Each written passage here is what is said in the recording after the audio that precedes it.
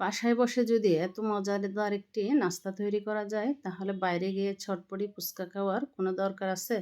আসসালামু আলাইকুম, সবাই কেমন আছেন? আজ আমি আপনাদের সাথে শেয়ার করব খুবই মজাদার একটি নাস্তা রেসিপি।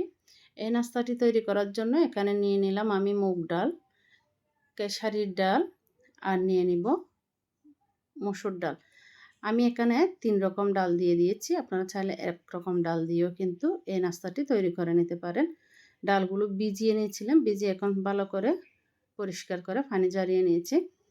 এখন এগুলো একটু ব্লেন্ড করে নিব। এখন আমি এখানে একটা মশলা তৈরি করে নিব। দিয়ে দিয়েছি জিরা, গোলমরিচ আর ধনিয়া একটু আধ ভাঙ্গা করে পিষে নিব। এখন আমি এগুলো উঠিয়ে নিব। এখন দিয়ে দিলাম কাঁচামরিচ। কাঁচামরিচগুলো একটু আধ ভাঙ্গা করে পিষে নিব। পিষে নেওয়া হয়ে গেলে এখন আমি একটু কয়েকটা দিয়ে দিব রসুন। রসুন দিলে এই নাস্তাতে খেতে বেশ ভালোই লাগে। আর দিয়ে দিলাম ১ টুকরার মতো আদা। আদাটাও ভালো করে মিহি করে পিষে নিব। নিয়ে সবগুলো একটু একটা প্লেটের মধ্যে তুলে নিব। এখন আমি যে ডালটা ভিজিয়ে রেখেছিলাম সেটা একটু ভালো করে ব্লেন্ড করে নিয়েছি। আপনারা চাইলে শিলপাটায় বেটে নিতে পারেন। এখানে কয়েকটা ডাল কিছু কিছু গোটা আছে আর কিছু কিছু একদম মিহি করা হয়েছে। এখন দিয়ে দিব পেঁয়াজ আর বেটে রাখা কাঁচামরিচ, দিয়ে দিব ধনিয়া পাতা আর শুকনো মশলাগুলো দিয়ে উপরে দিয়ে দিব স্বাদ মতো লবণ, হলুদের গুঁড়া আর মরিচের গুঁড়া দিয়ে আলতো হাতে একটু মাখিয়ে নিব। মাখানো হয়ে গেলে আমি এখানে অ্যাড করে দিব বেসন। এই যে বেসন দিয়ে দিলাম। বেসন দিয়ে আলতো হাতে ভালো করে মাখিয়ে নিব।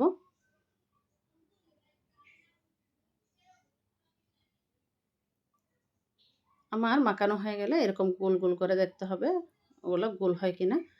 তেল গরম করে এরকম গোল গোল করে আমি তেলে একটু ভেজে নিব। এই ২ মিনিটের মতো ভাজলে হয়ে যাবে। তো আজকের রেসিপিটি যদি আপনাদের ভালো লেগে থাকে তাহলে রেসিপিতে লাইক, কমেন্ট, শেয়ার করে অন্যদের দেখার সুযোগ করে দিবেন।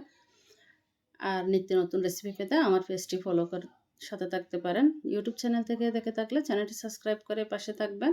কে কোথায় থেকে ভিডিওটি দেখছেন অবশ্যই জানাতে ভুলবেন না।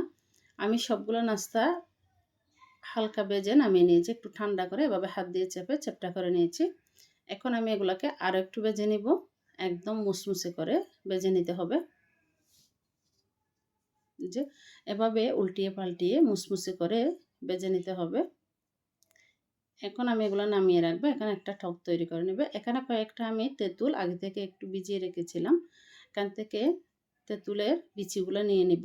দিয়ে দিব একটু লেবুর রস, দিয়ে দিব চিলি ফ্লেক্স, দিয়ে দিব স্বাদ মতো লবণ, আরও দিয়ে দিব অল্প পরিমাণ টমেটো সস, দিয়ে ভালো করে মিশিয়ে নিব টকটা।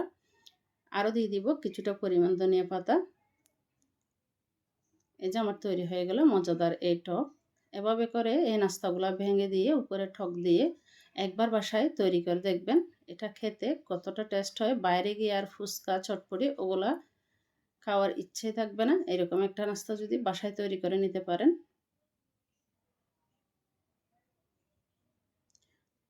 তো আশা করি আজকের রেসিপিটি আপনাদের ভালো লাগবে। আজকে এই পর্যন্ত। আল্লাহ হাফেজ।